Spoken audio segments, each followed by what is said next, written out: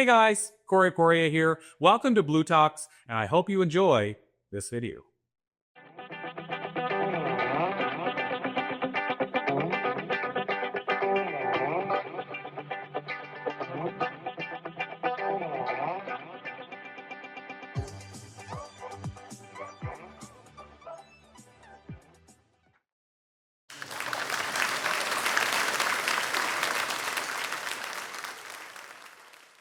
Hello, everyone.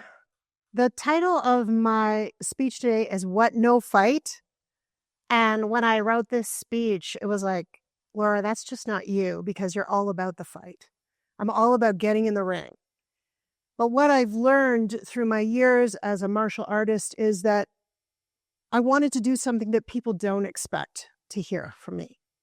Because the truth is, the most powerful person in the room never has to fight.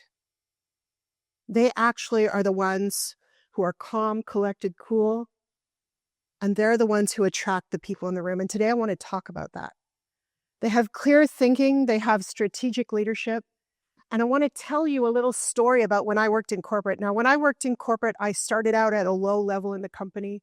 I worked in the accounting department, and I got promoted probably 7 to 8 times within that company till I was a full trader in that commodities trading company. And I was the only woman on the trading desk. I worked there for decades. And as I moved up through the decades, I saw a lot of things in corporate that were very toxic, that were double standards, that were not okay. But at the time you adopt. And you don't realize until you are out of that moment how toxic it really was. Things like the traders at Christmas time would bring out the rum and the eggnog and serve it only to the traders. And the support staff who were literally in the same office space, 10 feet away, got nothing. And me being the big troublemaker that I am, I went out, I bought a couple bottles of rum and a few liters of eggnog, and I brought it in for the rest of the support staff. I almost lost my job for doing that, for treating people equally. And that's really where I learned that true power comes from sitting in your silence and really listening to what people wanted. All those people just wanted to feel acknowledged and heard and seen. And they were treated like they were lesser than everybody else. But the beauty of this is the company could never run without those people. Those traders would never have deals go out. Their trucks would never go out. Their profits would never come in. Isn't it funny how we overlook those things when we're in the moment of who we are and our greatness, but all the people who are supporting us? So today I want to talk a little bit about de-escalation, because as human beings, our natural state is to go from 0 to 60. And I know this because I rode a motorcycle for many years and I'm a speed demon. So this one time I go to ride at the dealership and he's like, well, we have these electric motorcycles. Do you want to try it out? And I'm like, if you know anything about electric motorcycles, they don't have gears. They don't have a stop button. So I go on this bike and I look down and I'm doing 140 kilometers an hour. And I'm like, oh, I probably need to slow down. And I brought it back and I'm like, thank you. He goes, well, what do you think? I'm like, I love that bike, but I will die on it one day if I buy it. So it's things like that when things are going at the speed that we normally respond to, which would be high.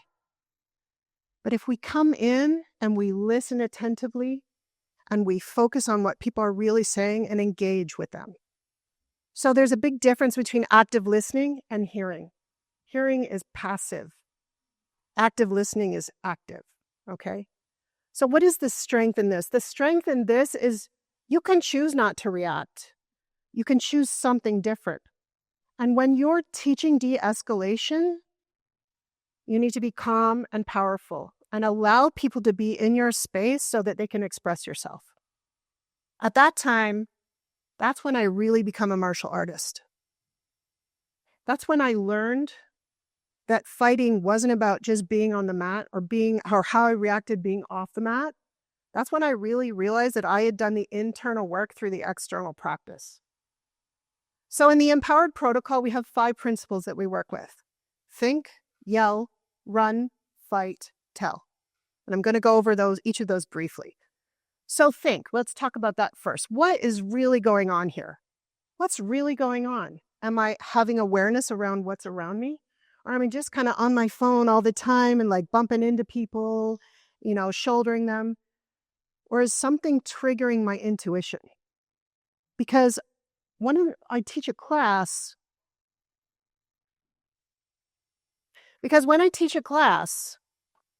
I get the what if questions. Does anyone had the what if questions? Yeah, okay.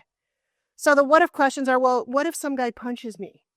My question is, well, what happened 5 steps before that you could have done to de-escalate things before the punch happened, right? So what's really going on here is where the de-escalation first starts. So long before, okay? What is that person's pattern? What is going on with them? Because a lot of the time when people are snippy with us or they yell at us or have a bad day, it's probably most of the time not about us. It's about them. Why do people escalate? When you recognize the signs of that, you can intercept. You can intercept and you can de-escalate. And that's why de-escalation is so important, because that's where real authority happens. That's where real strength comes from. It's not loud drama. It's not a showdown where who can, outshout the other person or talk over the other person the loudest. I've been in that court. I know it very well, and I'm pretty good at it. But being calm and just strategizing about where you want the conversation to go. When I competed at a very high level, the reason I won so many gold medals was because I became a smart fighter. I started watching what the other fighter was doing. And as soon as I started doing that, I started winning medals on a global level because I saw what they were going to do before they do it. And we can train our brains for that. Thinking is about your intuition. It's about making a plan. It's about listening, all the things I just talked about. Second strategy, yell. It's not yelling at the top of your voice. And the kids I teach love this one. But yell is really communicating effectively and commanding your presence. So in speaking, we get up on the stage and we command presence. It's not like a reality TV show, right? It's the strength and the clarity of your voice. I mean, I'm the biggest fan of Survivor. I'm the first to admit it. But what happens when you have strength and clarity voice is people stay in that portal of safety. Let me explain that. In the portal of safety, that's where you function at your maximum. You're focused, you have clarity, your authority isn't loud, it's controlled. And your tone sets the stage for de-escalation. I had a good example yesterday. Someone was very upset on me. I had an example yesterday. I had someone who was very upset at me on a call. And she's like, well, I have something to tell you. She was clearly stressed. And I said, all right, let's talk about that. She went on for 10 minutes about how upset she was, how I had done all the things wrong, what was wrong with me, what was wrong with the organization, and how I was sabotaging her and her business. And at the end of that 10 minutes, I said, well, I really appreciate that feedback. So I stood in my power. How many times do we react where we want to be like, wait a minute, no, right? So we want to override it. And so we cut that person off. We don't allow them to express things. And that's where bad things can escalate and start from. So authority isn't loud, as I said, it's controlled. So what to say, what not to say. When you bring them into that portal of safety, people will engage with you on the level that they're looking for. So I'm a certified instructor in something called Impact, which I love because it's full contact self-defense. You know, the guys with the padded suits and you go after them full on kicks and all the rest of it. I remember I was training with a group. I was training a group of women in this. And they teach you to escalate very quickly because they train you in a way that is layered. So they desensitize you with street talk, things they're going to do to you, very violent things. And what happens is your body goes into an adrenalized state where it freezes, right? They don't know what to do. You freeze, you fight, or flight. Those are the 3 things that happen. But what happens is you get desensitized and you're taught things not just on a physical level, but a mental level. and an emotional level. You override all these things. So when the actual thing comes to happen, you just move. You move through it. You don't let the adrenalized state freeze you. You actually use it to push you forward. Because when you're triggered, what happens is your brain wants war. I know all about that. I've had a lot of war in my life in the ring. Of course, except in romantic relationships, that's not cool. Don't go to war. That's not going to end well. So think about that before you do it. Third principle is fight. Not what you think. So I trained in Aikido for many years, 30 plus years. I almost had my 5th Dan, which is 5th degree black belt. And I had been riding my motorcycle. I had a very bad motorcycle accident where I was hit by an SUV. I was T-boned. I almost lost my legs. And I've been a holistic practitioner for 35, 40 years. I was able to heal my body. I had to learn how to walk again, all that dramatic stuff. But I tried training in Aikido after the accident for about a year. After each class, I would be in pain for probably 2 days. I could barely walk. I did it for a year because I wanted it so badly. And so one day I called my teacher and I said, I don't think I can do this anymore. I can't live with this pain. She goes, Laura, why are you torturing yourself? So I stepped off the mat. It was heartbreaking for me because I'd spent so long using Aikido as a way of life. But what I realized within 2 weeks of not being on the mat, I was living Aikido. Now, the principles of Aikido are stepping off the line, redirecting energy, allowing things to flow through. I was doing those things in my life every single day, and I didn't realize it until I stepped off the mat. The physical practice had changed me internally. How many things in our lives change us internally and we don't realize it till we don't use it anymore? Physical combat can be on so many levels, but really it comes from inside. You need to stand in your power firmly, and I invite you to do that every day. Set your boundaries. Know what your values are. Integrate them into your life and your leadership. It's important that you fight for peace, not for dominance. I had a very dominant mother. Do you think we got along? Heck no. Because I was going to win, right? At that time, I wish I had all these de-escalation skills. At that time, I wish I'd had all these de-escalation skills because I would have spent a lot less time in punishment than I did when I was a young child. You know, a lot of people think that no makes you feel weak. And leaders can't say no to control. The real power is when you don't need control. The real power is when you set your boundaries with authority, but in a way that invites people to participate in it. There's strength in not fighting. There's strength in not avoiding conflict, but not needing it to be a part of the conversation. So I was teaching in Israel one year, and this is a perfect example of this. So they would send, there were 8 of us at the top level of our arts in the world, our martial arts. And I remember this one morning in Israel, I was teaching, you know where the Jewish wall is? It's the most holy place for Jews in the world. I was teaching down the street from that, and I had to teach a class of 13-year-old girls about rape. These are Orthodox Jewish girls in Orthodox Jewish homes. You don't talk about that stuff. We got through the class, and I was really sensitive to the fact that it was triggering a lot of them.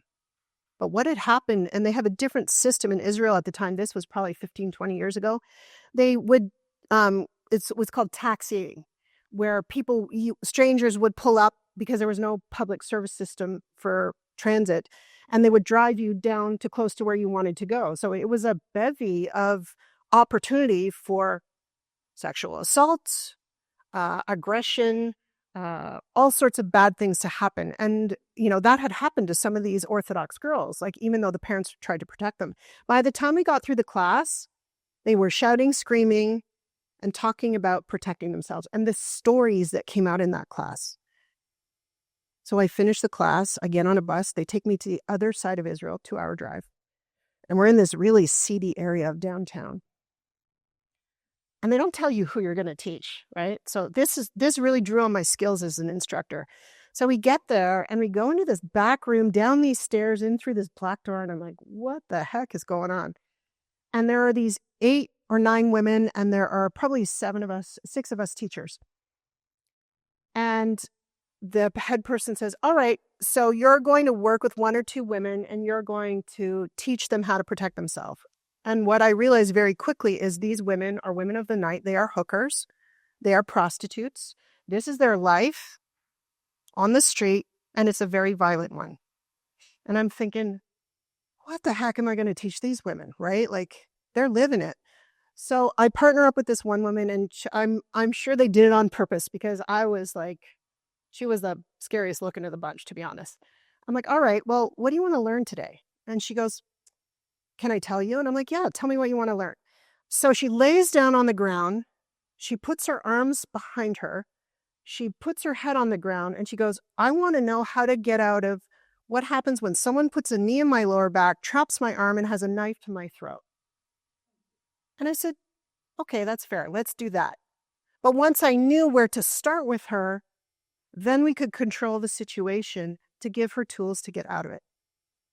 I've never seen that woman or a human being experience so much joy in such a short time.